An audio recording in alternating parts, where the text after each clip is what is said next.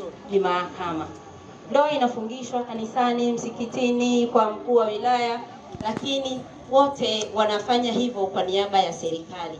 Na ndio maana cheti cha ndoa kimeandikwa Jamhuri ya Muungano wa Tanzania, majina so and so.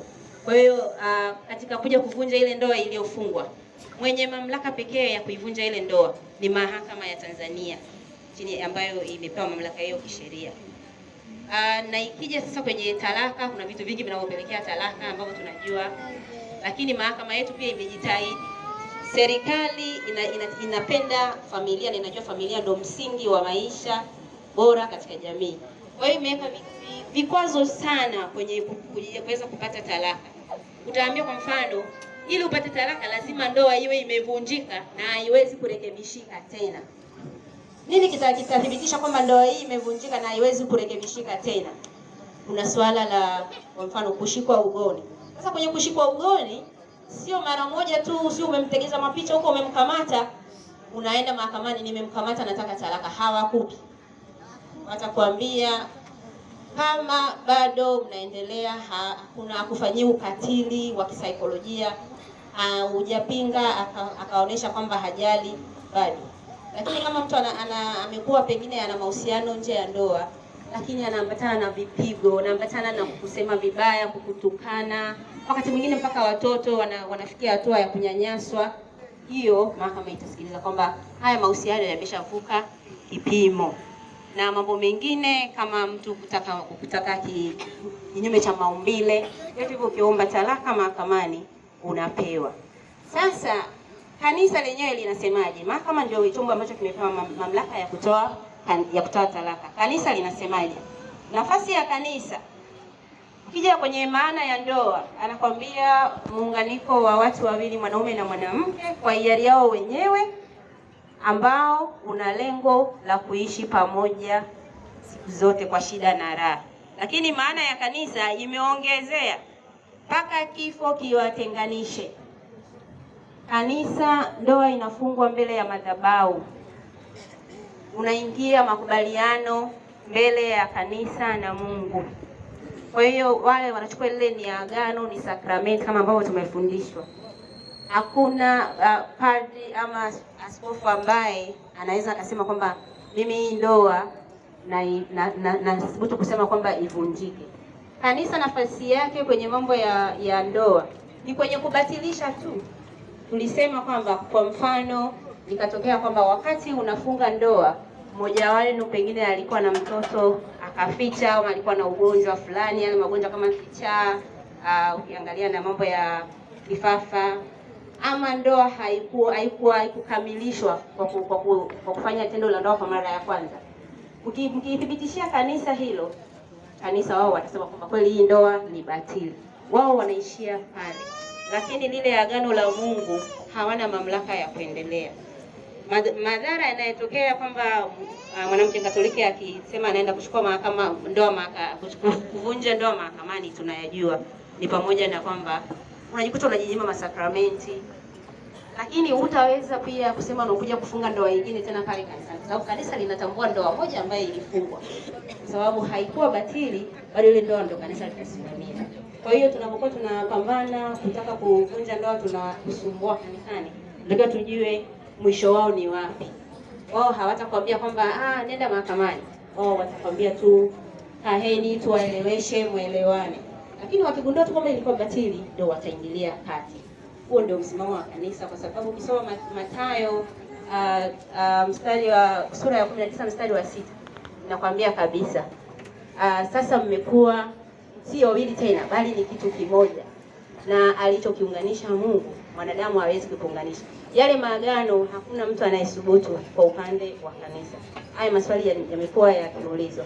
Na tukimaliza hapo sasa, baada ya kukaa kwenye ndoa na nini, kwa swala la mirathi. Mirathi hili sio lazima wanandoa tu, hata watu wa kawaida. Tunasisitizwa kila wakati kuandika wosia. Kuandika wosia sio kujichuria. Ni umechuma mali zako kwa uchungu. Sasa ni vizuri ukaacha mwongozo kwamba leo nimefariki, mali zangu zigawanywe, ziendeje, nani apate nini, nani apate kipi. Ni kitu cha msingi kabisa. Kwa hiyo tunasisitizwa kuhakikisha kwamba tunazingatia kuandika wosia. Unapofariki bila kuacha wosia, sheria ipo imewekwa namna ambavyo mali zako zitagawanywa, na ule mgawanyo wa kisheria, bahati mbaya ama nzuri, unaweza ukawa sio ule uliotaka. Kwa mfano tu, kwa haraka kwa mama, kitokea mfano mimi mwanamke ndio nimefariki, mume wangu atapewa 1/3 ya mali zangu, 2/3 atapewa watoto wangu. Hata kama ni mmoja anapewa ile 2/3. Kama ni wangapi wanagawana wote 2/3. Ukiona na sheria zingine za Waislamu ndio kabisa, mwanamke utakuta anapewa, baba anapewa kidogo, watoto wanapewa, nao wa kiume anapewa kikubwa zaidi ya wa kike, na sheria za mila. Kwa hiyo unapoacha wosia unapunguza yale mambo ya kwanza kukusanya mali zako na kuzigawa, manake wosia utaeleza vizuri, na kwenye wosia unaruhusiwa hata kupendelea, haikatazi. Kwa hiyo kama unaangalia katika watoto wako, huyu nadhani ni vizuri zaidi nikampa hii, anaweza kaiendesha au anaweza kaisimamia, ndio mambo ya kuamua katika wosia wako. Lakini kingine na cha mwisho kwenye wosia, msiandike wosia wa pamoja. Hakuna wosia wa pamoja baba na mama, kwa sababu hakuna watu wamepanga watakufa pamoja. Wosia atakapokuja hiki na ama la. Baada ya kusema hayo, nakaribisha maswali kama ya, na asanteni kwa kunisikiliza. Asante mwezeshaji. Maswali mawili matatu.